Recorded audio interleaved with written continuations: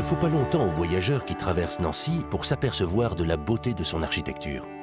Nancy, ville des métiers d'art, est l'une des plus belles villes du nord-est de la France. C'est ici le point de départ du GR 534, le sentier de randonnée créé et balisé par le club vosgien. Il relie la place Stanislas de Nancy jusqu'à la place Kléber de Strasbourg, soit 271 km. Les randonneurs l'appellent le Stanislas Kléber. Nous vous invitons à nous suivre sur ce sentier où nous avons rencontré des personnages attachants, traversé des paysages magnifiques, parfois insolites, mais tous chargés d'histoire. Pour notre départ de Nancy, la place Stanislas, ainsi nommée à la mémoire du duc de Lorraine, s'est habillée d'un magnifique jardin éphémère. L'hôtel de ville et les bâtiments qui l'entourent ont la particularité d'être reliés les uns aux autres par les magnifiques grilles de Jean Lamour. Cette place fait partie d'un ensemble urbain classé au patrimoine mondial de l'UNESCO. En la traversant, on comprend la fierté des Nancéens qui l'ont surnommée la plus belle place du monde.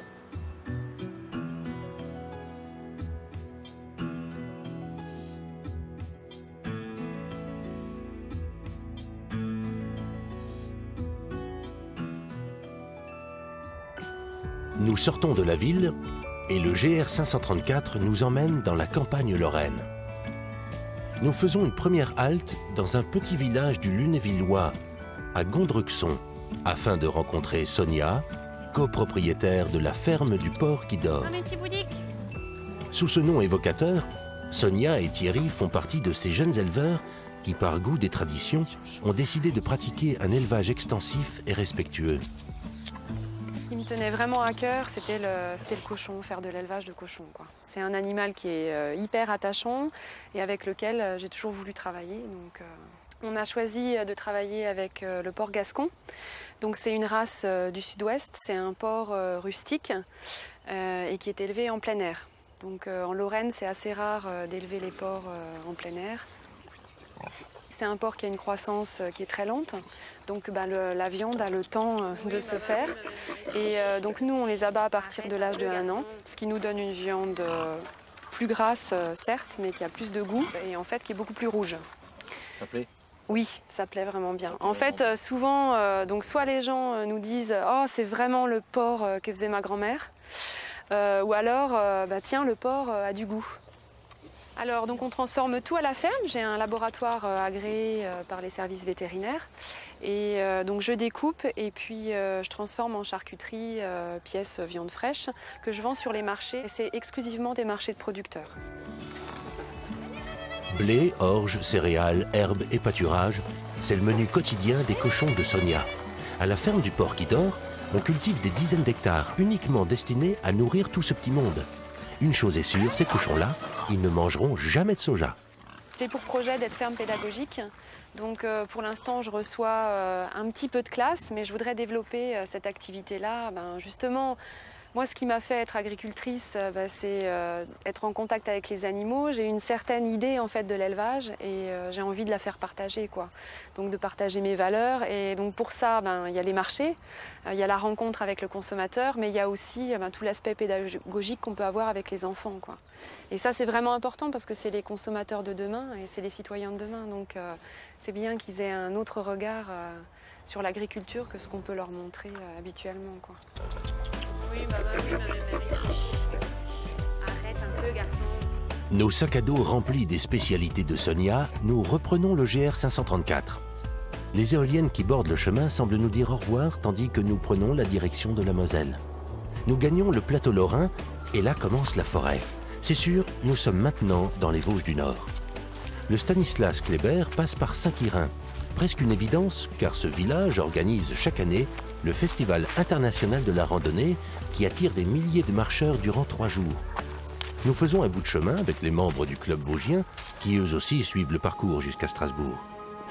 Et au bout d'un sentier, nous arrivons à la mystérieuse Haute-Chapelle qui domine Saint-Quirin. Là, Roland, randonneur et historien amateur, qui connaît parfaitement ce lieu chargé d'histoire et de croyances, nous raconte ses origines. Nous sommes ici sur la colline qui domine donc le village de Saint-Quirin. C'est ici que tout a commencé. Lorsque sont arrivés en 1050 les reliques d'un saint qui s'appelait Quirin. Ces reliques ont été déposées dans cette chapelle.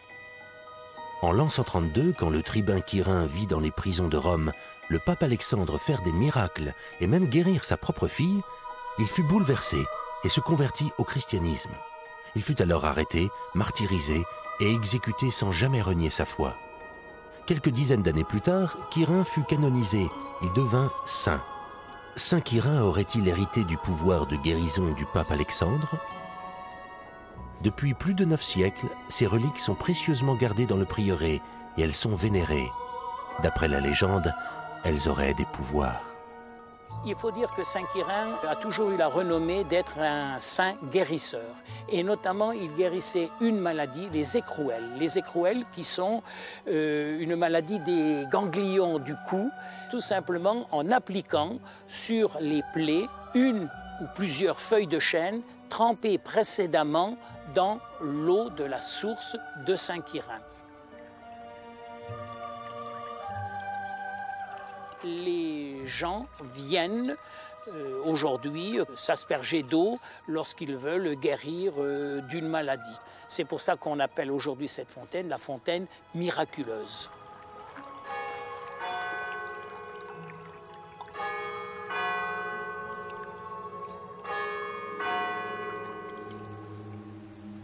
Notre prochaine étape sera le rocher de Dabo. Mais impossible de s'y rendre sans aller visiter les 2 dernières maisons troglodytes de Ellert, logées dans le rocher de grès rose au sommet du Falkenfels. En 1872, 38 personnes vivaient en marge de la société dans ces maisons. Et c'est en 1894 que l'administration prussienne les fit dynamiter, obligeant ainsi les habitants à résider dans les villages de la vallée. 2 maisonnettes ont été soigneusement restaurées à l'identique. Les derniers à y avoir vécu jusqu'en 1913 étaient un ermite Himbert, très croyant, et ses voisins, un homme, le Felsen-Martin, et sa femme, la Felsekat. En les visitant, on peut facilement imaginer le mode de vie austère des habitants de l'époque.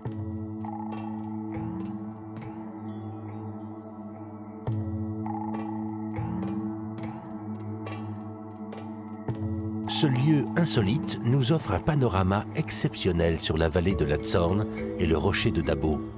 À son sommet, la chapelle Saint-Léon, construite sur les vestiges d'un château médiéval, est un hommage au pape Léon IX qui serait né à Dabo. Mais autre chose au pied du rocher nous intéresse. Le village de Dabo, où vit Charles, un artisan et artiste hors du commun.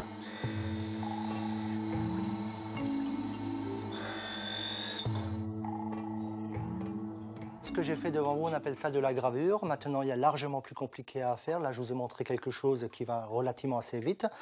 Mais pour arriver à ce résultat-là, il faut quand même compter une dizaine d'années de pratique pour être autonome. Il n'y a aucune école en France. Chez nous, c'est familial. Mon père était formé à Valéristal, enfin notre père, parce que nous sommes quand même à 7 enfants. Et tous les 7 savaient graver à l'époque. Chacun à sa manière, chacun à son style. Donc là, il n'y a jamais eu d'école. Et il y a largement plus compliqué à faire. Si je vous montre quelque chose comme ça, donc vous voyez, les animaux, les détails et tout ça, il faut travailler des meules qui ont moins de 2 cm environ de diamètre pour être très très précis, mais il faut compter quand même quelques heures de travail pour réaliser un article comme ça. Même si le savoir-faire familial est transmis de père en fils, Charles a tout de même étudié le métier. Il a dans sa poche les diplômes de tailleur-graveur sur verre et sur cristal. Fort de 25 ans d'expérience, ses créations n'ont de limite que celle de son imagination. Je pense que le plus difficile dans notre métier, c'est de toujours trouver des nouveautés. Alors ça, c'est une création point de vue travail. Ce qu'on a rajouté après le polissage, donc entre autres ici le feuillage de l'arbre, nous tournons le vase, le tout va refléter dans les boules en couleur. Même si les créations de Charles ont beaucoup de succès, il ne reste plus qu'une vingtaine de tailleurs-graveurs sur verre en France.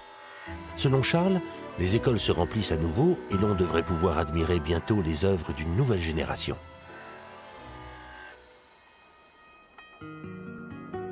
Sous un magnifique coucher de soleil sur les Vosges, nous arrivons en Alsace, à Wangenbourg, situé au cœur de ce que l'on nomme la Petite Suisse. Nous avons décidé de passer la nuit dans l'un des nombreux gîtes de ce haut lieu touristique. Tout comme ses clients attablés, l'équipe apprécie aussi l'accueil et la générosité de la cuisine alsacienne traditionnelle. Soupe de potimarron, bouchée à la reine et copieux dessert. Un menu que nous digérons au bord de la piscine chauffée du gîte avant de regagner nos chambres.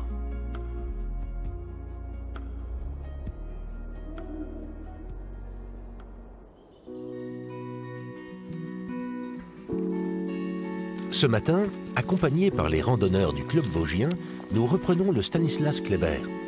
Nous prenons la direction de Wasselonne, plus exactement du Krontal, une ancienne carrière de grès rose d'où ont été extraites les pierres pour la construction de la cathédrale de Strasbourg.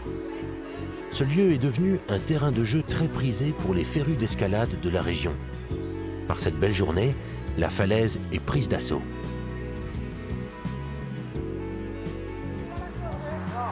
Thibaut, professeur d'escalade, est un peu chez lui ici. Il connaît toutes les voies de la falaise. Presque toute l'année, on peut le rencontrer et profiter de sa connaissance du Krontal. C'est une des plus grandes falaises d'Alsace, qui se situe finalement très près de Strasbourg, donc qui est accessible facilement. Moi, en tant que professionnel, je l'utilise assez régulièrement avec des groupes, parce que ça permet aux jeunes qui sont en cité ou qui n'ont pas toujours accès à la nature, d'accéder facilement à la nature, de découvrir l'escalade d'une très belle façon. En plus, c'est du grès, donc c'est une belle roche, c'est une roche assez particulière qu'on trouve qu'en Alsace. Sur les niveaux d'escalade qui vont de 3 à 9, ici on a des voies qui commencent du 5 et qui vont jusqu'au 9, qui vont nous permettre quand même d'avoir un niveau quand même assez élevé sur les grimpeurs qui viennent ici. Ça reste dans la région un spot bien connu. Et régulièrement on fait des actions pour nettoyer les sites qui sont abîmés, qui sont salis, et on fait au mieux pour limiter des traces un peu blanches qu'on pourrait laisser nous-mêmes. Et chaque fois il y a des collectifs de grimpeurs qui pensent à trouver des solutions pour limiter notre impact sur la nature et préserver notre terrain de jeu le plus entier possible. Le Krontal est devenu un spot européen incontournable pour les amateurs d'escalade. Et on vient de partout pour s'y mesurer.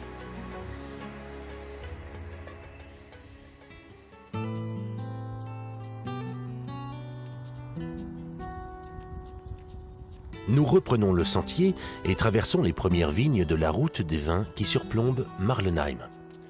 Mais ce qui nous amène ici, c'est un restaurant, le Cerf, un passage obligé pour les gastronomes. Le Cerf est devenu une institution familiale reconnue comme étant l'une des meilleures tables de la région strasbourgeoise. Dans ces lieux qui ont vu passer un grand nombre de célébrités et de têtes couronnées, Michel Huser, chef étoilé, et la 4e génération a continué à écrire l'histoire, commencée par son arrière-grand-père en 1930. On a eu quelques hommes d'État, notamment le plus connu en Alsace, le père de l'Europe, c'était Jean Monnet, qui était même un ami personnel à mon arrière-grand-père. Et dans cette salle où nous sommes, avant c'était une petite salle à manger, et je pense qu'il y a eu des petites discussions politiques au sujet de l'Europe qui se sont déroulées ici. Bon, c'était jamais officiel, mais officieux. Et puis d'ailleurs, Jean Monnet même habitait dans la maison privée à mon arrière-grand-père.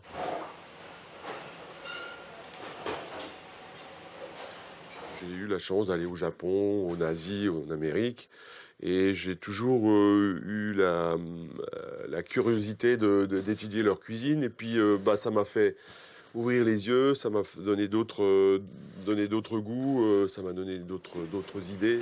Et donc, en revenant ici, je me suis toujours dit, ce qu'il faut que tu fasses, c'est garder quand même l'identité alsacienne, parce que c'est très important. Je retravaille des vieilles recettes, mais au goût du jour. Rester fidèle au terroir alsacien tout en innovant. Justement, aujourd'hui, Michel nous a préparé une surprise, un cours particulier. Donc je vais vous proposer aujourd'hui une recette assez représentative de la maison, qui allie à la fois le terroir, la modernité et puis l'ouverture, on va dire. C'est des huîtres gratinées à la choucroute. Il nous faut évidemment de la choucroute, il nous faut des huîtres. Alors moi j'aime bien les marraines, les spéciales d'Oléron. Un peu de crème fouettée, des échalotes, du vin blanc. Bien. Donc on met juste un petit peu de choucroute dans le fond. Alors on peut très bien utiliser la coquille. Comme C'est juste un peu. Hein. Donc on prend nos huîtres, on les met dessus. Voilà. Donc l'huître, on n'a pas besoin de la cuire, hein, elle est crue. Donc la réduction a été faite. J'ai rajouté un petit peu de roux, qui est un mélange de farine et de beurre. D'accord, ça donne ce qu'on appelle un petit velouté. Donc dans ce velouté, on va rajouter la crème fouettée, qui va donner de la légèreté, et un petit sabayon, qui est un mélange donc d'œufs, de jaune d'œuf battu, ce qui va nous permettre de gratiner nos huîtres. On mélange les deux. Et avec une cuillère, on va donc napper nos huîtres avec ce mélange.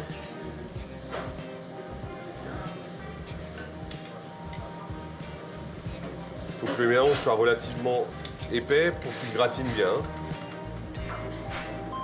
Donc là, je vais aller vers ce qu'on appelle une salamandre. En fait, c'est un gris qui va nous permettre de gratiner l'huître et de lui donner une couleur un peu dorée.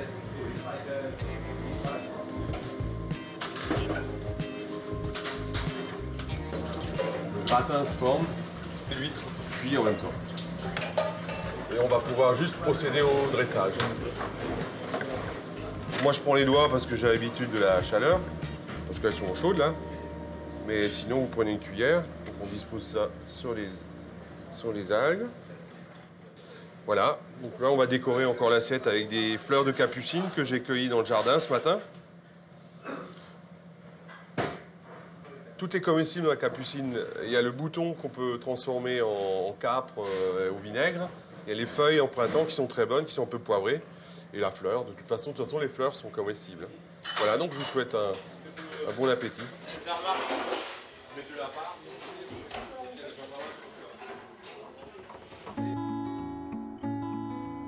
C'est avec cette surprenante et délicieuse recette en poche que nous reprenons notre chemin. Nous laissons nos amis randonneurs sur le Stanislas Kléber pour nous rendre tout près, à Molsheim. Et là, nous nous rendons à la Fondation Bugatti afin de visiter le musée du même nom et admirer avec nostalgie ces véhicules témoins du passé. En 1909, Ettore Bugatti et sa famille s'installent à Molsheim. Pionnier dans l'industrie de l'automobile, il construira dans ses usines les plus belles voitures luxueuses et sportives, considérées aujourd'hui encore comme des œuvres d'art.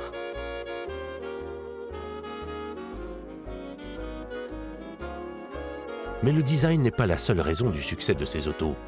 Bugatti est dépositaire de plus de 1000 inventions brevetées en mécanique. Actuellement, les voitures Bugatti sont toujours fabriquées à Molsheim. L'homme qui aimait dire « rien n'est trop beau, rien n'est trop cher » a associé son nom à jamais à la commune de Molsheim. Le GR 534 nous conduit à présent dans le vignoble de la Couronne d'Or. À l'ouest de Strasbourg, le long des Vosges, un ruban de collines couvertes de vignobles s'offre à nous. Voilà les terroirs de la Couronne d'Or. Elle réunit 19 communes qui élèvent des Riesling, des Sylvaner, des Pinots noirs, des Pinots blancs et bien d'autres avec le même respect des traditions. D'ailleurs, 4 d'entre eux sont classés Grand Cru. Et là, nous découvrons Scharrarbergheim, situé au pied des vignes. Au cœur de ce village viticole, un restaurant pas comme les autres. Son propriétaire, Daniel, fils de vigneron, connaît bien la vigne.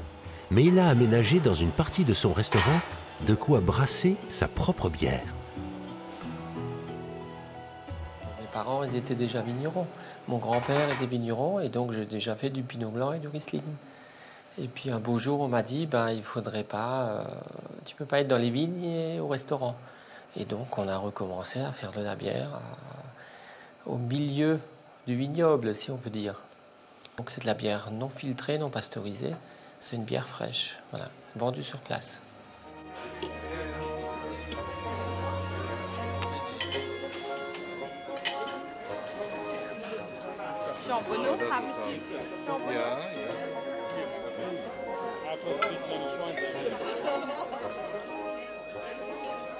C'est une bière par infusion. Donc on met le malt qu'on cassait, on met de l'eau, on l'infuse pendant 2 heures, 2 heures et demie, et après donc on le filtre. On reprend dans la première cuve et c'est là qu'on houblonne. Donc on le cuit à peu près pendant 1 heure et demie et c'est cuit avec du houblon entier et frais. Donc il y a une fermentation d'1 semaine et donc on laisse encore reposer 2-3 jours et après on a notre bière fraîche. Donc la renommée est faite par plutôt la bière et puis la tarte lambée, ça suit. Daniel a créé la bière de Charard. Au miel, à la pêche, à la châtaigne, bière d'été, bière de Noël, il est constamment à la recherche de nouvelles saveurs. Mais dans son restaurant, les plats sont typiquement alsaciens et toujours servis en costume traditionnel. Et c'est ça qui plaît.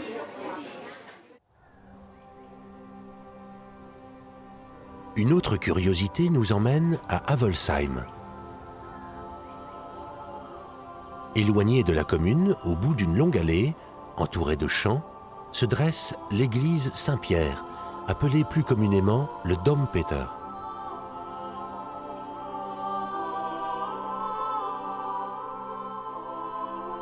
On sait qu'elle a été consacrée par le pape alsacien Léon IX entre 1049 et 1053, alors que la légende la ferait remonter à la fin de l'Empire romain ou au 1er siècle de la chrétienté. Elle serait donc la plus vieille église d'Alsace. En la visitant, on peut constater que le temps a oublié cette petite église.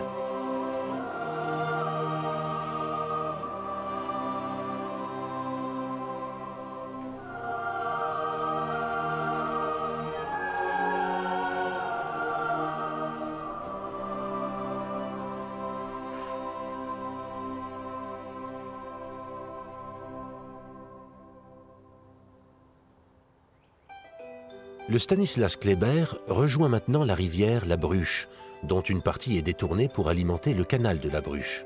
Un canal qui relie les carrières de Soultz-les-Bains à Strasbourg. À la demande de Louis XIV, l'ingénieur et architecte Vauban entreprend ce chantier de canalisation. Long de 20 km et parsemé de 11 écluses, le canal servira à transporter les pierres des Vosges pour les fortifications de Strasbourg. En 1682, le canal est opérationnel. Vauban n'aura mis qu'1 an pour réaliser ce projet titanesque. Jusqu'en 1939, le canal servira au transport de marchandises vers Strasbourg. Le canal de la Bruche est aujourd'hui emprunté uniquement par les barques des pêcheurs ou canoëistes en balade. Nous embarquons avec Alain, président du club de canoë de Molsheim. Chaque été, il organise des sorties à la découverte de la Bruche et de sa biodiversité. C'est une balade qui se fait au fil de l'eau, donc on embarque en endroit et on est obligé d'aller au point d'arrivée, et ce qui nous permet de vraiment décompresser et vraiment être en communication avec la nature. On sensibilise les enfants au respect de la nature, au respect de l'autre, puis il y a une partie pédagogique qui sert le maniement du bateau. Donc on fait découverte de la faune et de la flore. On va retrouver des martins pêcheurs, des cingles plongeurs et du héron cendré, plus tout ce qui est canard, oie. On apprend à reconnaître les plantes invasives ou envahissantes de la région, type renouée du Japon ou balsamine de l'Himalaya. Et on les sensibilise justement à tout ce qui est propreté au niveau de l'eau, au niveau des détritus qu'on ramasse et nettoyer un petit peu notre lieu de vie, quoi. Le long de la Bruche, Alain est un peu comme le gardien de la nature. Ses initiatives sont relayées depuis 30 ans et les résultats sont maintenant visibles. On a remarqué qu'il y a la renoncule d'eau qui repousse au niveau de Molsheim, que ça faisait, moi je n'avais jamais vu depuis 30 ans, il n'y avait jamais eu de renoncule d'eau. Maintenant, depuis 3-4 ans, on arrive à avoir de la renoncule d'eau, donc c'est la propreté de l'eau qui a permis qu'elle revienne. C'est un dépaysement, on n'est pas obligé de quitter sa région ou de quitter la France pour avoir vraiment des sensations et de voir que la nature est vraiment belle, surtout quand elle est située au bord de l'eau.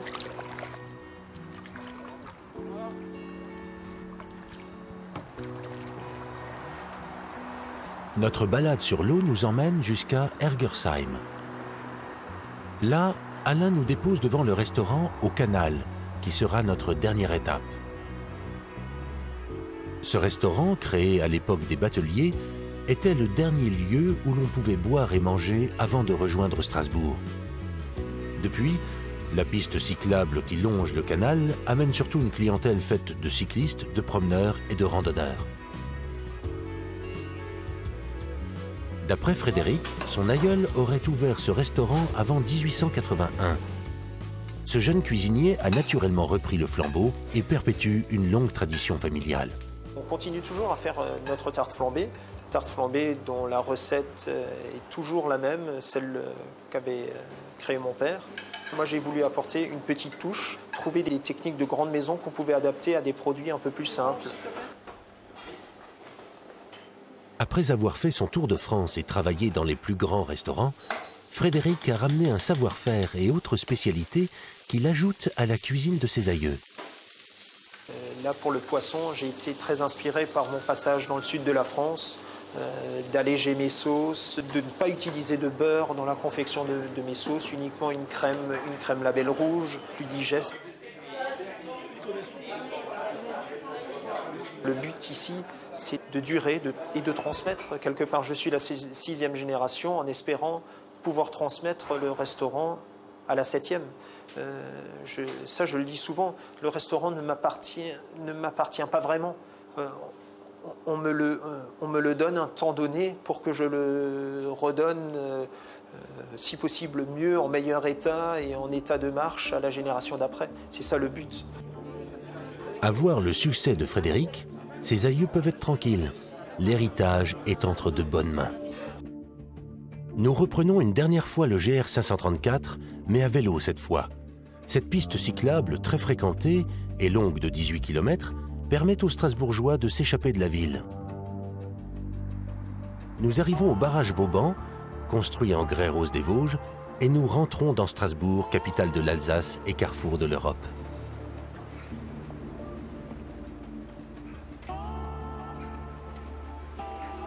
Nous nous mêlons aux touristes qui flânent dans la Petite France, le plus vieux quartier de Strasbourg, bordé par une charmante rivière, l'Ill.